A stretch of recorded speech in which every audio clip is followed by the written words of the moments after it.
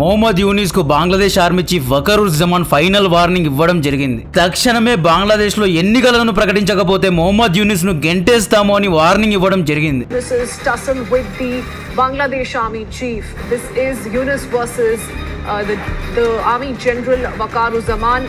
Both of them at law. మనందరికీ తెలుసు Pakistan and బంగ్లాదేశ్లో పేరుకు మాత్రమే డెమోక్రసీ ఎలక్షన్స్ ఉన్నాయి అని. కానీ ఒక దేశంలో ఆర్మీ చీఫ్ పాలన నడుస్తోంది, ఇంకొక దేశంలో అమెరికన్ సిఏఏ అపాయింట్ చేసిన ఒక పప్పెట్ రాజ్యాన్ని పాలిస్తున్నాడు. పాకిస్తాన్లో అయితే మరీ విచిత్రంగా యుద్ధంలో ఓడిపోయిన 12 ఎయిర్ బేసెస్ను కోల్పోయిన, యుద్ధ సమయంలో బంకర్లో దాక్కున్న, మమ్మల్ని వదిలేయండి అని సీజ్ ఫైర్ చేసుకున్న 90 మంది పాక్ సైనికులను కోల్పోయిన, 100కు పైగా పాకిస్తాన్ ఉగ్రవాదులను కోల్పోయిన, ఘోరంగా యుద్ధంలో ఓడిపోయిన వ్యక్తికి ఫీల్డ్ మార్షల్ ప్రమోషన్ ఇచ్చారు. ఏం పీకాడని ప్రమోట్ చేశారు. హఫీజ్ సయీద్, మసూద్ అజర్ కొంపలు తగలడిపోయినా చూస్తూ ఉన్నందుకు ఇచ్చారా? బంకర్లో డయాపర్ వేసుకొని కూర్చున్నందుకు ఇచ్చారా? కిరాణా హిల్స్లో న్యూక్లియర్ లీక్ అయినందుకు ఇచ్చారా? పాక్ ఎయిర్ డిఫెన్స్ పడుకున్నందుకు ఇచ్చారా? పాకిస్తాన్ డ్రోన్స్ను పిట్టల్ని కాల్చినట్లు ఇండియన్ ఆర్మీ కాల్చినందుకు ఇచ్చారా? ఫీల్డ్ మార్షల్ అంట. ఇంకొక పక్క బంగ్లాదేశ్లో ఎన్నికలు లేకుండా లాస్ట్ ఇయర్ ఆగస్ట్ నుండి ఈ మొహమ్మద్ యూనిస్ అనే వ్యక్తి బంగ్లాదేశ్కు ఇంటరిమ్ లీడర్గా కొనసాగుతూనే ఉన్నాడు. ఈ మనిషి బంగ్లాదేశ్కు అన్అఫీషియల్ పీఎంగా ఉన్నాడు. ఎన్నికలు లేకుండా పీఎం చైర్లో కూర్చున్నాడు. బంగ్లాదేశ్ ఆర్థిక వ్యవస్థను యూనిస్ సంకనాకించాడు. గత 6 నెలల నుండి యూనిస్ అదిగో ఎన్నికలు నిర్వహిస్తా, ఇదిగో ఎన్నికలను నిర్వహిస్తా అని చెప్పి ప్రధానమంత్రికి దక్కి అన్ని సదుపాయాలను పొందుతూ భూమికి భారంగా మారాడు. ఈ వీడియోలో భారత్ బంగ్లాదేశ్లో ఒక్క మిసైల్ ఫైర్ చేయకుండా ఆర్థికంగా, రాజకీయంగా మొహమ్మద్ యూనిస్ యొక్క కుర్చీను ఎలా లాగేయబోతోందో చెప్తా. వీడియో చాలా ఇంట్రెస్టింగ్గా ఉండబోతోంది. దయచేసి వీడియోను లైక్ చేయండి. ప్రస్తుతం బంగ్లాదేశ్లో 3 పవర్ఫుల్ వ్యక్తులు ఉన్నారు. ఇందులో ఒకరు బంగ్లాదేశ్ ఆర్మీ చీఫ్ వకరుజ్జమాన్. ఇతను ఇండియాకు చాలా కావాల్సిన వ్యక్తి. ఇతను సింధూర్ యుద్ధంలో న్యూట్రల్గా ఉన్నాడు. అటు పాకిస్తాన్కు ఇటు ఇండియాకు ఎవ్వరికీ సపోర్ట్ చేయకుండా న్యూట్రల్గా ఉన్నాడు. వకరుజ్జమాన్కు కావాల్సింది తక్షణమే బంగ్లాదేశ్లో ఎన్నికలు జరగాలి. ఈ ఎన్నికల్లో Sheikh Hasina Awami party and opposition parties అందరూ నిలబడాలి.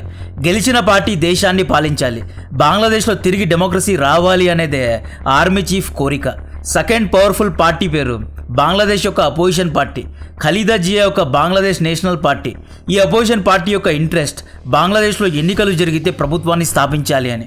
ఎలాగో షేక్ హసీనా ఇమేజ్ను దెబ్బతీసాం కాబట్టి, వన్ సైడ్ మేమే గెలుస్తాం కాబట్టి ప్రభుత్వాన్ని స్థాపించాలి అని ఖలీదా జియా పార్టీ కోరుకుంటోంది. మూడో పవర్ఫుల్ గ్రూప్ పేరు బంగ్లాదేశ్లోని స్టూడెంట్స్. ఈ స్టూడెంట్స్ బంగ్లాదేశ్లో ఉన్న టెర్రర్ అవుట్ఫిట్స్తో కలిసి లాస్ట్ ఇయర్ ఆగస్ట్లో షేక్ హసీనాకు వ్యతిరేకంగా ప్రొటెస్ట్ చేశారు. అమెరికన్ సిఐఏ ఆశీర్వాదంతో, మన సోకాల్డ్ ఇంపాక్ట్ జర్నలిస్టుల సపోర్ట్తో ఈ స్టూడెంట్స్ హీరోలు అయ్యారు. ఈ స్టూడెంట్స్ యాక్చువల్లీ ప్రభుత్వాన్ని స్థాపించాలి, అయితే ఈ స్టూడెంట్స్లో మెచ్యూరిటీ లేదు అని చెప్పి ఆ ఎప్పను అమెరికా నుండి తీసుకొచ్చారు. ఎవరు పడేశారు అంటే అమెరికన్ ఇంటెలిజెన్స్ ఏజెన్సీ అయిన సిఐఏ యూనిస్ను బంగ్లాదేశ్లో అపాయింట్ చేసింది. బంగ్లాదేశ్ పైన అమెరికాకు ఎందుకంత ఇంట్రెస్ట్ అంటే బంగ్లాదేశ్, చైనా, ఇండియా ఈ 3 బే ఆఫ్ బెంగాల్కు దగ్గరగా ఉంటాయి. అంటే ఇండియన్ ఓషన్కు దగ్గరగా ఉంటాయి. లుక్, జియో పాలిటిక్స్లో ఇన్ఫ్లుయెన్స్ అనేది చాలా ఇంపార్టెంట్. ఇన్ఫ్లుయెన్స్ అనేది సముద్రం చుట్టూ ఉన్న దేశాలపైన ఉండడం అనేది కూడా చాలా important. China Indo and Pacific ocean దగ్గర ఉన్న దేశాల్లో తమ ఇన్వెస్ట్మెంట్స్ను, తమ దబాయింపును, తమ ఇన్ఫ్లుయెన్స్ను పెంచుకుంటోంది. సో బంగ్లాదేశ్లో చైనా ఇన్ఫ్లుయెన్స్ను కౌంటర్ ఇవ్వడానికే మొహమ్మద్ యూనిస్ను అమెరికా అపాయింట్ చేసింది అనమాట. అమెరికా బంగ్లాదేశ్లో ఒక్కటే కాదు, ఇండియన్ ఓషన్ దగ్గర ఉన్న ఇండియా, వెస్టర్న్ పెసిఫిక్ ఓషన్లో ఉన్న ఫిలిప్పీన్స్తో కూడా మంచి రిలేషన్స్ను పెంచుకుంటోంది. అమెరికా ఏషియా దేశాలను డివైడ్ అండ్ రూల్ చేస్తోంది. ఏషియాలో చైనా యొక్క దబాయింపుకు కౌంటర్ ఇస్తోంది. సో ఇండో పెసిఫిక్ ఓషన్లో ఉన్న దేశాల్లో తమ దబాయింపు ఉండాలి అనే ఉద్దేశంతో అమెరికా కొన్ని డాలర్స్ ఇచ్చి స్టూడెంట్స్ను పడేసింది. ఈ ముదురు నాయకుడు యూనిస్ను బంగ్లాదేశ్లో ఇంటరిమ్ లీడర్గా అపాయింట్ చేసింది. ఈ student group few months back యూనిస్తో తెగదెంపులు చేసుకున్నారు. నేషనల్ సిటిజన్ పార్టీ అనే కొత్త పార్టీను స్థాపించుకున్నారు. ఈ పార్టీకు leader the student leader Nahid Islam. Nahid Islam కూడా ఎప్పుడు ఎన్నికలు జరుగుతాయి, ఎప్పుడు పీఎం కుర్చీలో కూర్చోవాలి అని వెయిట్ చేస్తున్నాడు. ఈ 3 పవర్ లాబీస్కు బంగ్లాదేశ్లో ఎన్నికలు కావాలి. ఇక బంగ్లాదేశ్లో యూజ్లెస్ పవర్ పేరు, 4th పార్టీ పేరు ముదురు నాయకుడు మొహమ్మద్ యూనిస్ గారు. యూనిస్కు అమెరికన్, పాకిస్తాన్ యొక్క సపోర్ట్ తప్పితే ఎవరి సపోర్ట్ లేదు. ఇప్పుడు గేమ్ అర్థం చేసుకోండి. షేక్ హసీనా పారిపోయి డైరెక్ట్గా ఎక్కడికి పోలేదు, డైరెక్ట్గా ఈమె ఇండియాలోనే ల్యాండ్ అయింది. ఈ బెంగాలీలో మా శత్రువుకు ఇండియా ఆశ్రయం ఇచ్చింది అని చెప్పి ఇండియా పైన కోపాన్ని పెంచుకున్నారు. బంగ్లాదేశ్లో ఉన్న పాపం ఆ మైనారిటీ హిందువులపైన దాడి కూడా చేశారు. షేక్ హసీనా పైన ప్రస్తుతం బంగ్లాదేశ్లోని కొంతమంది ప్రజల్లో సింపతి పెరిగింది. ఈ సింపతి ఎలా వచ్చింది అనేది తర్వాత చెప్తా. యూనిస్ భయం ఏంటి? యూనిస్ ఎందుకు ఎన్నికలను నిర్వహించడం లేదు అంటే, యూనిస్ భయం ఎన్నికలు ప్రకటిస్తే ఒకవేళ కొత్త ఎలక్షన్స్లో మళ్ళీ షేక్ హసీనా గెలిచే అవకాశం ఉంది అని యూనిస్ భయపడుతున్నాడు. పాకిస్తాన్లో కూడా సేమ్ ఇదే జరిగింది. ఇమ్రాన్ ఖాన్ను గద్దె నుండి దింపేశారు, ఇమ్రాన్ ఖాన్ను తరిమేశారు, ఇమ్రాన్ ఖాన్ను జైల్లో వేశారు. ఇమ్రాన్ ఖాన్ జైల్లో ఉన్నందుకు ప్రజల్లో ఇమ్రాన్ ఖాన్ పైన సింపతి పెరిగింది, ఇమ్రాన్ ఖాన్ ఇమేజ్ అమాంతం పెరిగింది. ఇమ్రాన్ ఖాన్ లేని సమయంలో పాకిస్తాన్ యొక్క ఆర్థిక వ్యవస్థ దెబ్బతిన్నది కాబట్టి అందరూ ఈ ఆర్మీ రూల్ కంటే, షెహబాజ్ షరీఫ్ రూల్ కంటే ఇమ్రాన్ ఖానే చాలా మేలు అనుకున్నారు. నెక్స్ట్ జరిగిన పాకిస్తాన్ ఎలక్షన్స్లో అందరూ వచ్చి ఇమ్రాన్ ఖాన్కి ఓట్స్ వేసి ఇమ్రాన్ ఖాన్ను గెలిపించారు. అయితే షెహబాజ్ షరీఫ్ రిగ్గింగ్ చేసి మతలబ్ చేసి పిఎం అయ్యాడు, కానీ అక్కడ గెలిచింది ఇమ్రాన్ ఖానే. సో యూనిస్ కూడా మళ్ళీ షేక్ హసీనా ఎక్కడ గెలుస్తుందో అని భయపడుతున్నాడు. ఒకవేళ షేక్ హసీనా గెలిచిందా, షేక్ హసీనా మొట్టమొదటిగా చేసే కార్యం మొహమ్మద్ యూనిస్ను, ఇతని ఫ్యామిలీను ఖచ్చితంగా హసీనా వదలదు. షేక్ హసీనా గెలవకూడదని చెప్పి మే 10th రోజు షేక్ హసీనా అవామీ పార్టీ పైన యూనిస్ బ్యాన్ను విధించాడు. షేక్ హసీనా పార్టీ ఎన్నికల్లో నిలబడకూడదు అనే చట్టాన్ని తీసుకొచ్చాడు. దీనికంటే అన్డెమోక్రటిక్ ప్రాక్టీస్ ఎక్కడైనా ఉంటుందా? భారత్లో ఉగ్రవాదం చేసిన అమృత్పాల్ సింగ్కు ఎన్నికల్లో నిలబడే హక్కు ఉందని ఇండియన్ హైకోర్టు చెప్పాయి. అమృత్పాల్ సింగ్ ఎన్నికల్లో నిలబడి గెలిచాడు కూడా. షేక్ హసీనా ఏం చేసింది?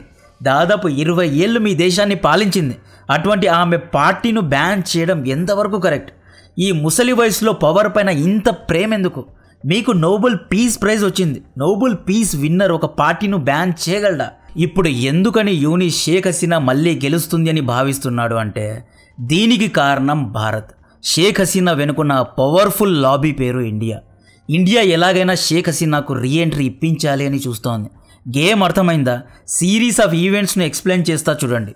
ఫస్ట్ మొహమ్మద్ యూనిస్ భారత్ను షేక్ హసీనాను పంపించండి, ఎక్స్ట్రాడిక్ట్ చేయండి, ఈమె తప్పు చేసింది, ఈమెను జైల్లో వేయాలి, ఈమెను విచారించాలి అని, షేక్ హసీనాను తిరిగి పంపాలి అని భారత్ను కోరితే, దీనికి కౌంటర్గా India Sheikh Hasina is our guest, ఈమెను వెనక్కి పంపేది లేదు అన్నది. దీంతో బంగ్లాదేశ్లో ఉన్న హిందూ మైనారిటీలపైన దాడి చేయించాడు మొహమ్మద్ యూనిస్. షేక్ హసీనాకు భారతే ఆశ్రయం ఇస్తోంది అని భారత్ పైన విషాన్ని కక్కాడు. Bangladesh army chief Wakeruzzaman actually Sheikh Hasina బంధు. ఇతనికి ఇండియన్ ఆర్మీతో మంచి రిలేషన్స్ ఉన్నాయి. ఇతను ప్రో ఇండియన్. యూనిస్ ఏం చేశాడు?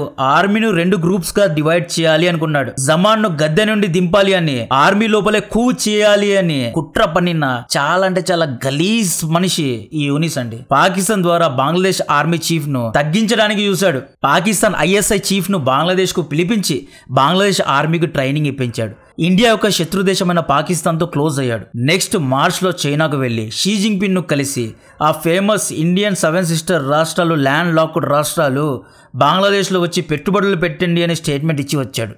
దీనికి కౌంటర్గా ఇండియా బంగ్లాదేశ్ యొక్క ట్రాన్స్షిప్మెంట్ యాక్సెస్ను క్యాన్సల్ చేయడం జరిగింది. దీనికి అర్థం ఇంతకుముందు బంగ్లాదేశీ వ్యాపారస్తులు సౌదీ, యుఏఈ, యూరోప్ వంటి దేశాలకు వస్తువులను అమ్మాలి అంటే ఇండియన్ ఎయిర్పోర్ట్స్ను, ఇండియన్ సీ పోర్ట్స్ను వాడుకునేవారు, ఫ్రీగా వాడుకునేవారు.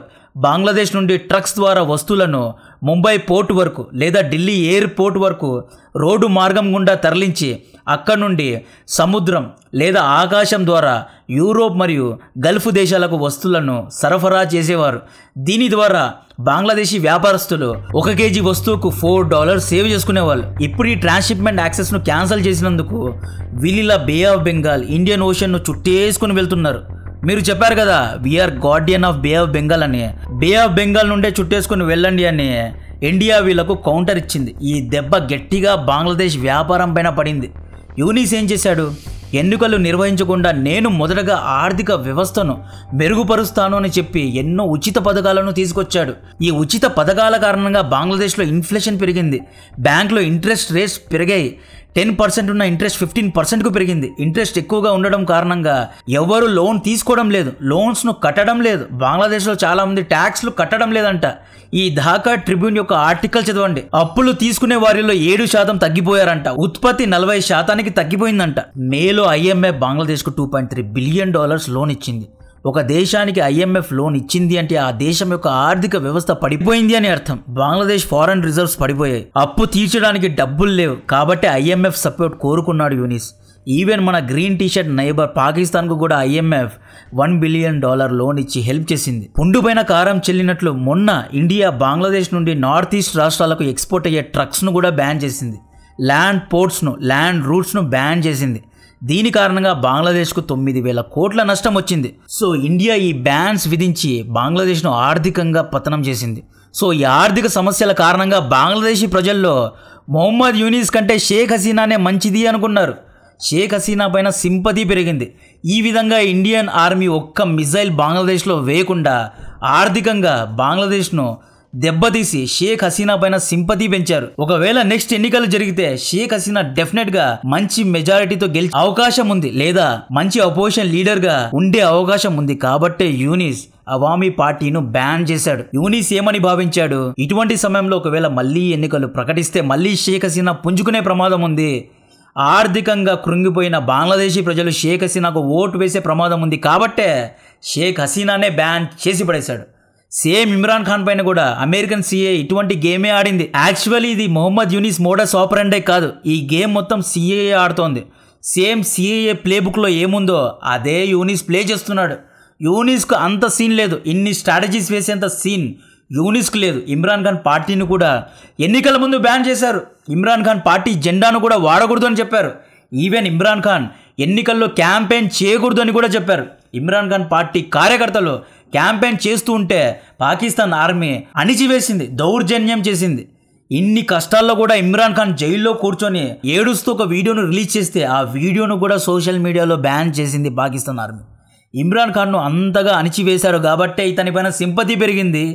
2024లో జరిగిన ఎన్నికల్లో ఇమ్రాన్ ఖాన్ గెలిచాడు. బట్ షెహబాజ్ షరీఫ్ రిగ్గింగ్ చేసి మీడియాను కొనేసి అమెరికన్ సిఏ యొక్క ఆశీర్వాదంతో షెహబాజ్ షరీఫ్ PM అయ్యాడు. పాకిస్తాన్లో సిచ్యువేషన్ వేరు. పాకిస్తాన్ ఆర్మీ షెహబాజ్ షరీఫ్కు సపోర్ట్గా ఉంది. కానీ బంగ్లాదేశ్ కేసులో Bangladesh army chief pro Indian, Sheikh Hasina బంధువు. సో ఇమ్రాన్ ఖాన్ లాగా షేక్ హసీనా పడిపోయే అవకాశం లేదు, షేక్ హసీనా గెలిచే అవకాశం ఉంది. కాబట్టే మొహమ్మద్ యూనిస్ ఎన్నికలను పోస్ట్ పోన్ చేస్తున్నాడు. సో దీనికి కౌంటర్ గా ఆర్మీ చీఫ్ నిన్న ఎమర్జెన్సీ మీటింగ్ ప్రకటించాడు. జమాన్ ఏమంటున్నాడు, యూనిస్ నీకు లాస్ట్ వార్నింగ్ ఇస్తున్నా, తక్షణమే ఎన్నికలను ప్రకటించు లేదా దేశం విడిచి పారిపో అన్నాడు. 2 months బ్యాక్ కూడా జమాన్ యూనిస్ ను హెచ్చరించాడు. ఇంతకు ముందు కూడా వార్నింగ్ ఇచ్చాడు, నిన్న కూడా వార్నింగ్ ఇచ్చాడు. 2 వార్నింగ్స్ అయిపోయాయి. మొహమ్మద్ యూనిస్ ను గెంటేసేది ఒక్కటే తక్కువ. రానున్న రోజుల్లో జియో పొలిటికల్ గా బంగ్లాదేశ్లో ఎన్నో రాజకీయ మార్పులు జరగనున్నాయి. బంగ్లాదేశ్ యొక్క అప్డేట్స్ను ఇస్తూనే ఉంటా. కంటెంట్ నచ్చితే వీడియోను లైక్ చేయండి, ఛానల్ను సబ్స్క్రైబ్ చేసి అందరికీ షేర్ చేయండి. జై హింద్.